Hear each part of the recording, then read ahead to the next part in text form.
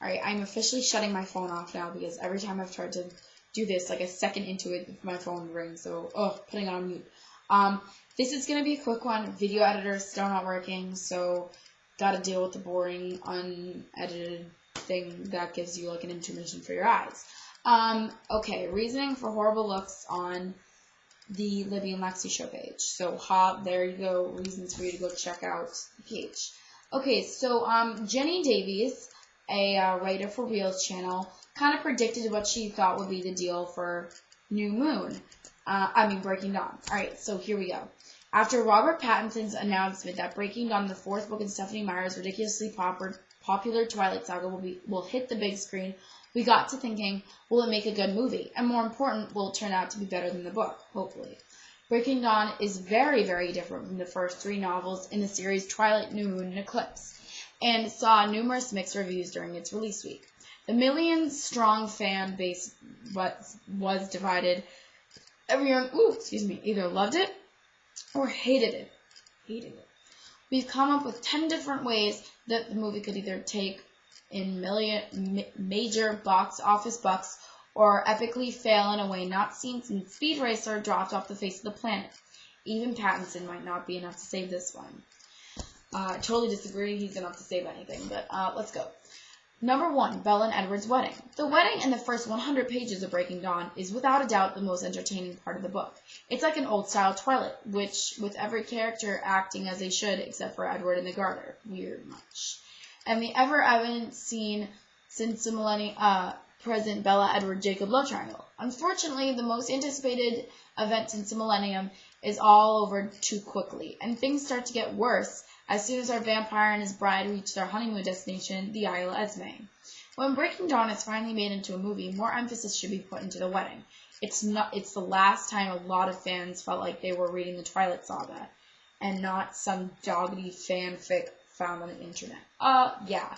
And by the way, kudos to the fanfic shout out there, because that's what everybody, including me, said it sounded like in their BD hating videos. So anyways, on to number 2, the sex scenes.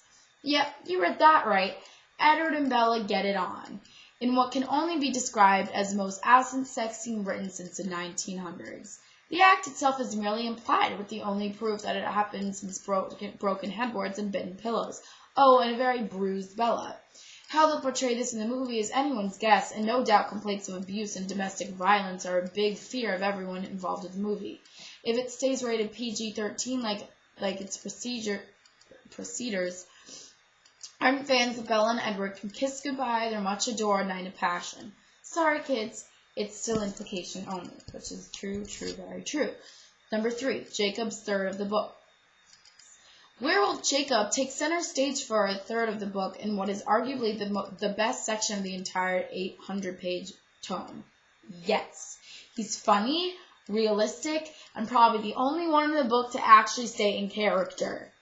If you are a member of Team Edward before, I guarantee you'll be redeeming what is an otherwise you'll rethink your loyalty after reading part 2. Oh my god, that is exactly what happened to me. This is so weird. It's like reading what I wrote. The young Jacob Black is seriously that endearing, redeeming what is an otherwise tiresome read.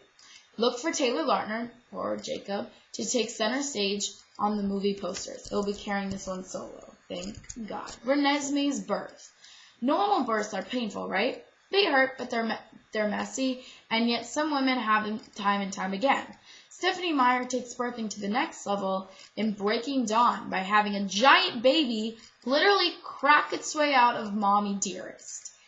Like the drop of sarcasm there. It's very nice.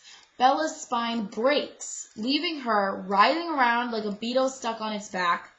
Edward swoops in to the rescue and rips the baby out of Bella's uterus with his bare yet sharp vampire teeth, then proceeds to turn his beloved into a vampire in order to save her from her fragile human life. PG-13? No, not so much. Number 5, Renesmee Carly Cullen. Ignore the name for now. I'll get to that soon enough. The idea that Bella and Edward could have a half-vampire, half-human baby is absurd, but to actually follow through on that idea is not only ridiculous, but unnecessary. It turned Bella into a crazy, Rosalie-dependent robot, and made Edward almost non-existent. More on that later. Renesmee is an annoying character, and one that I have no desire to see immortalized on a DVD disc. Her accelerated growth and intelligence could prove to be quite a problem for casting agents, not to mention the poor director has to work with a small child. Then there's this topic of her name, Renesmee Carly Cullen, a mismatch of Bella and Edward's mothers, Renee and Esme, and fathers, Charlie and Carlisle. Ew. I hate that. Number 6, a major lack of Edward. We all know that Edward and Robert Pattinson are the driving forces behind this franchise. So what would happen if he ceased to exist for most of the fourth film? You'd have a problem, that's for sure. In Breaking Dawn, Edward's all but forgotten after the first 100 pages or so, and basically just mopes and moans whenever he pops up during the rest of the book. Yeah, so true.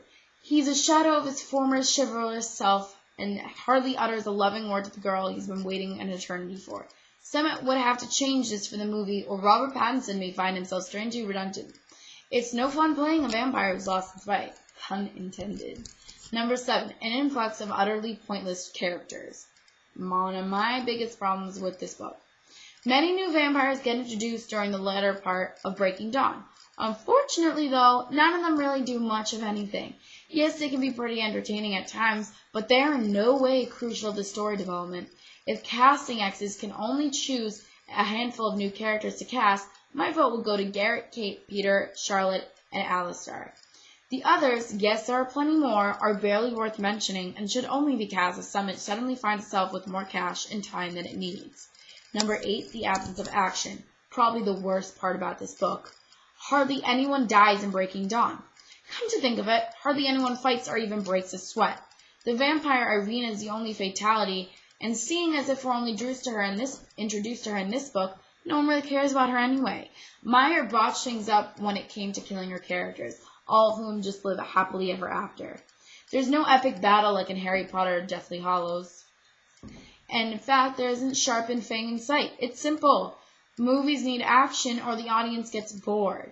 It looks like the screenwriter Melissa Rosenberg will have to do what she's done with New Moon and tweak some scenes here and there in order to keep the fans away. Hopefully, though, she doesn't screw the rest of the movies up like she did with Twilight, because the dialogue and script were absolutely horrible. That's a whole nother topic.